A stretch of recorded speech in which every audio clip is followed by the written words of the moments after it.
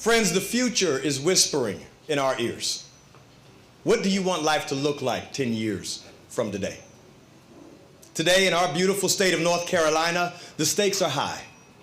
In these unprecedented times, we realize more than ever that government policy will reach our homes and our businesses. It trickles down into every area of our lives that we're building.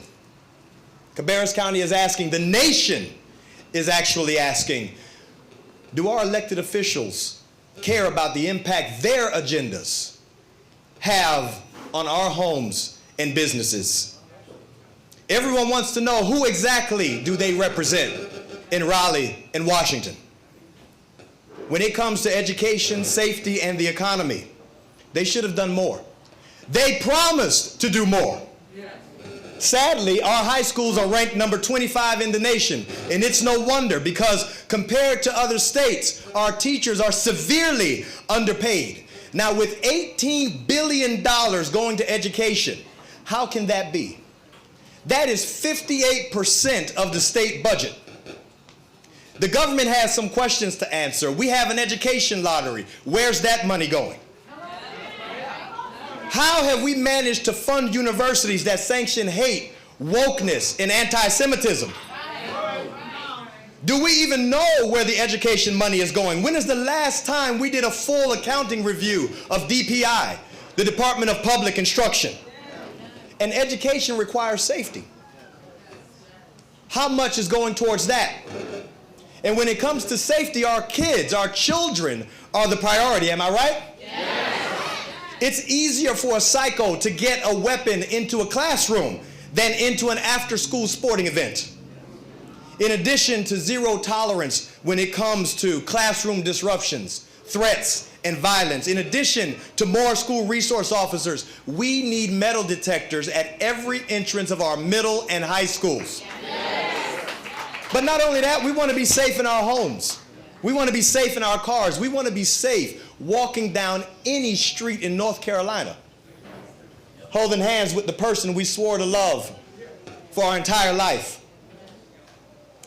We need our police officers and first responders to be well-funded, equipped, and trained to the highest expectations, because their families want them to come home safely also.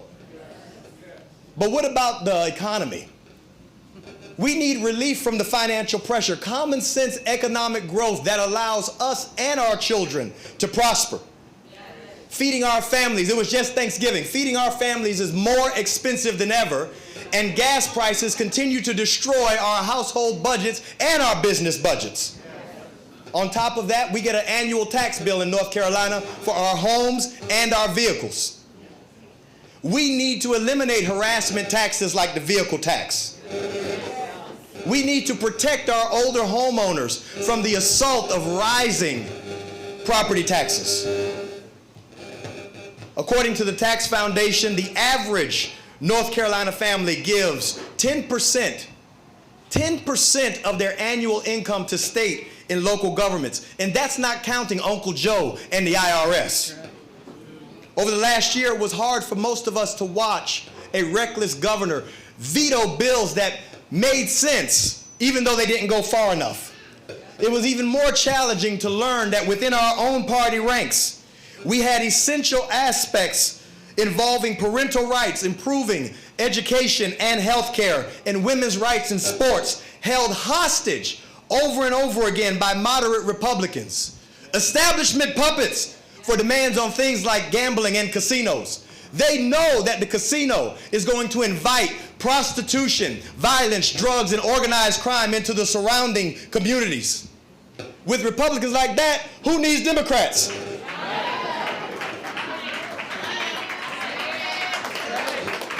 I bet our Democrat governor was blushing when they brought his Marxist vision to pass and expanded an already insufficient Medicaid system, which, by the way, is going to drive up your health insurance. I bet he was absolutely blushing when they did that, when they took one step closer to the socialist system that they want. It's amazing because Republicans passed that bill, and a veto-happy Governor Cooper couldn't wait to sign it. I guess that's what the Uniparty calls teamwork. Not only that, when they didn't do more to protect our Second Amendment rights, when they left us in jeopardy to tyranny that closed our churches and businesses, when they chose not to address ways to stop sex trafficking, they said, Brian, don't take it personally. It's just politics. Well, it's too late. As a follower of Jesus Christ, a family man, a friend, a patriot, I already took it personally. And you should too.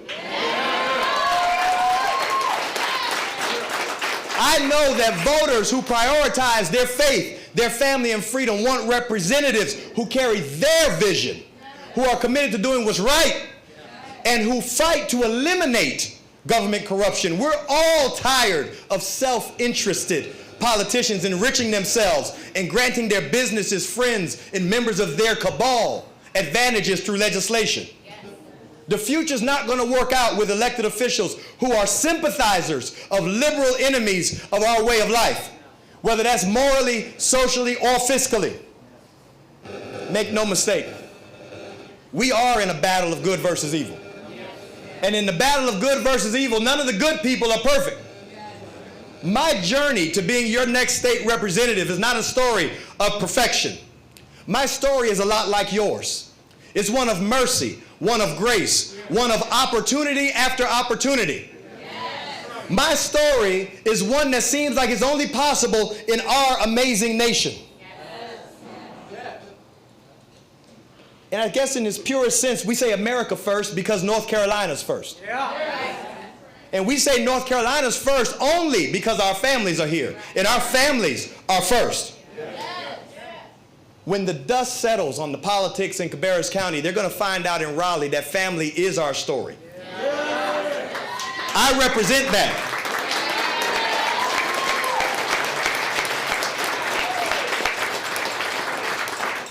I represent the fact that education, safety, our homes, freedoms, and businesses matter because they impact the people and causes we love the most, not because of how they're worked out on a spreadsheet in Raleigh or Washington. In conclusion, I would be honored to represent you in the battle to move North Carolina towards more individual freedom. Lower taxes, a smaller and limited government, traditional values that eliminate government corruption, a great education system, and a vibrant and more free economy. The American dream is going to live on in North Carolina. My name is Brian Echevarria. Today, we the people kick off my campaign for the North Carolina State House in District 82. I ask for your vote, support, and donations. God bless you.